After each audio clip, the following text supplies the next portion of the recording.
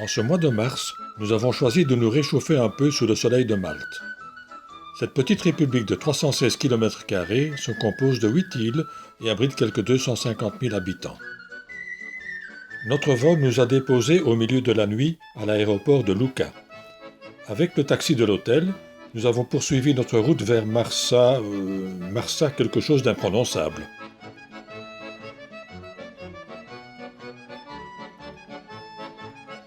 Au petit déjeuner, première question à notre hôte bien sympathique.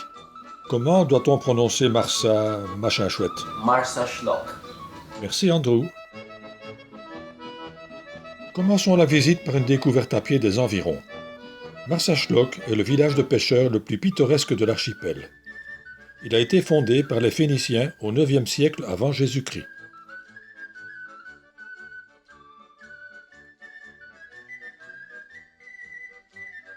Le Lutzu est le bateau typique du pêcheur. Les couleurs très vives symbolisent le soleil en jaune, le courage des marins en rouge, la mer en bleu et la chance et l'espoir en vert. On y trouve encore souvent de chaque côté de la proue les yeux d'Osiris censés protéger et avertir les marins des dangers de la mer.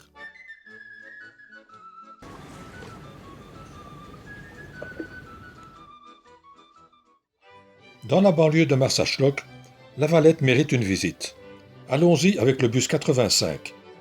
La fontaine des Tritons marque l'emplacement du terminus. Correspondance assurée.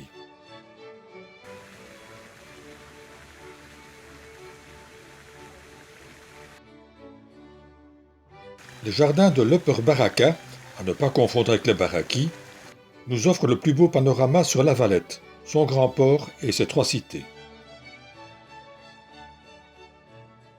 À midi, chaque jour, se déroule le cérémonial des coups de canon. Il rappelle l'occupation militaire de cet endroit depuis le siège de Malte par les Ottomans en 1565. La résistance des chevaliers de Saint-Jean de Jérusalem les forcèrent à rentrer chez eux.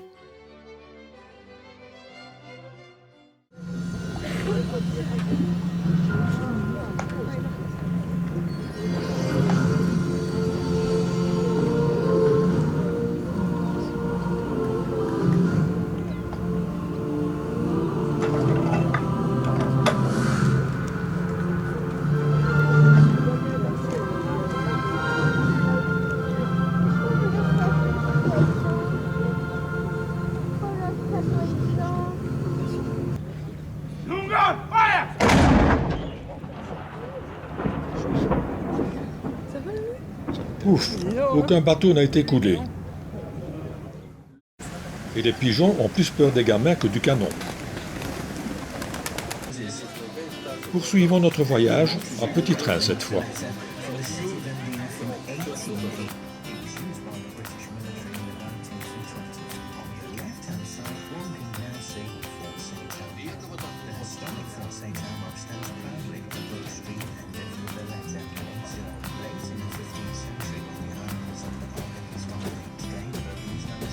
Ce monument a été érigé à la mémoire des victimes de la Seconde Guerre mondiale.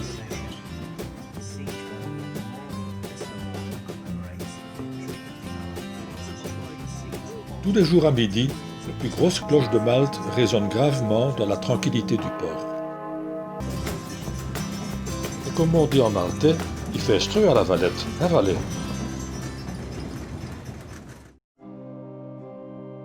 On fait la file pour entrer dans la cocathédrale Saint-Jean qui date du XVIe siècle. L'extérieur ne paye pas de mine, mais l'intérieur est à couper le souffle. Au fait, pourquoi une cocathédrale? La cathédrale de Malte à l'origine se trouve à Mdina, l'ancienne capitale. C'est une petite ville de 300 habitants au centre de l'île. En 1816, l'évêque de l'époque décida d'établir un deuxième siège à La Valette. L'église conventuelle de Chevaliers partagea alors le titre de cocathédrale avec celle de Mdina.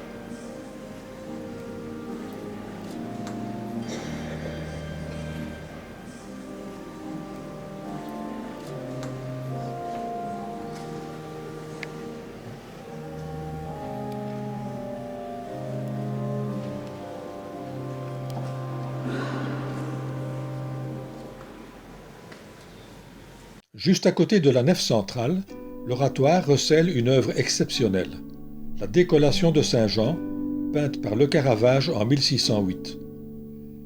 Hérodiade, la femme d'Hérode, tétrarque de Galilée, veut la mort de Saint Jean. Salomé, sa fille, demande qu'on lui livre la tête de Saint Jean sur un plateau pour l'offrir à sa mère. Saint Jean est décapité sur ordre d'Hérode. On ne peut que se recueillir devant ce tableau si émouvant. Adossé à la cathédrale, le monument du Grand Siège a été utilisé pour rendre hommage à Daphne Caruana Galizia, cette journaliste assassinée le 16 octobre 2017 à cause de son enquête sur la corruption dans les milieux proches du gouvernement. Affaire à suivre.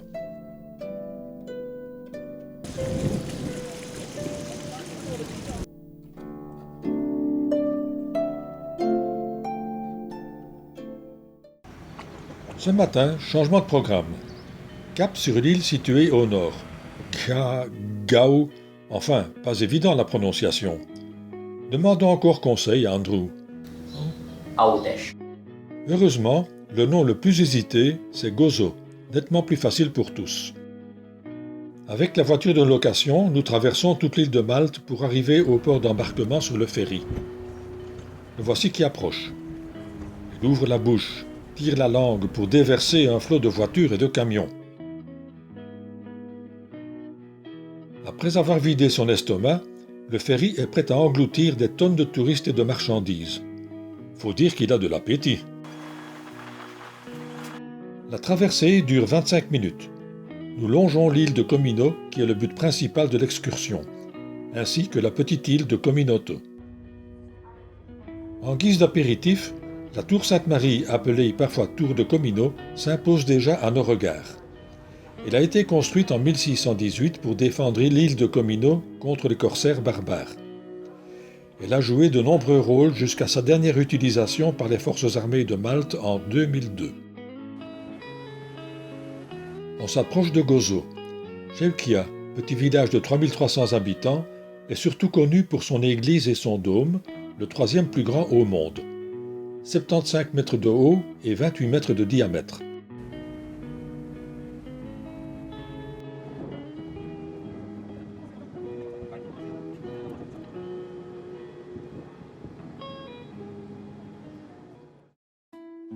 La première visite sur l'île est consacrée au temple mégalithique de Jantia.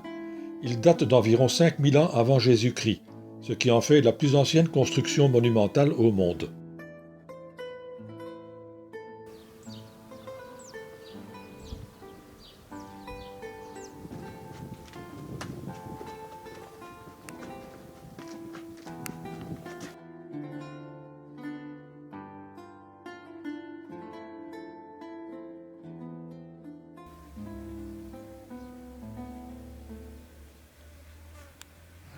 De retour au port, nous prenons une navette, sans voiture cette fois, car elles sont interdites sur l'île de Comino.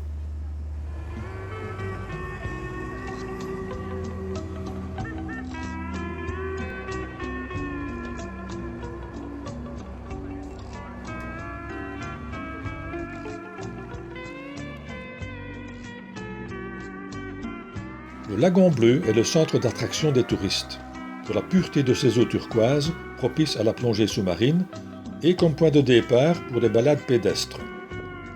Un hôtel est ouvert pendant l'été, mais la population est réduite à quelques rares gardiens hors saison.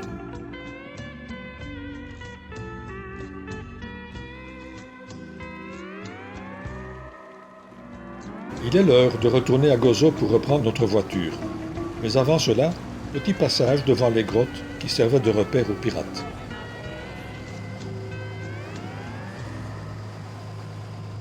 Tout à coup, contre toute attente, la vitesse s'emballe. Direction l'île de Malte pour débarquer des voyageurs. Ok, mais notre voiture alors? On reviendra à Gozo à fond les manettes. Voici enfin le ferry qui va nous ramener à Malte, avec la voiture. C'est hélas le dernier cappuccino d'Andrew. Au programme de la journée, l'exploration des temples Ajaïm et la grotte bleue avant de rentrer au pays. Pour la fin du séjour, L'œil d'Osiris ne nous a pas protégés de plusieurs contretemps. Site du temple fermé, panne de batterie qui a longtemps immobilisé la voiture. Nous avons quand même pu jeter un coup d'œil sur la côte sud, près de la Grotte Bleue, et apercevoir au loin la petite île de Filfla, classée réserve naturelle. Toutes ces péripéties n'ont cependant pas terni l'image que nous gardons de ce pays. Et oui, un jour ou l'autre, nous reviendrons à Marsashloq.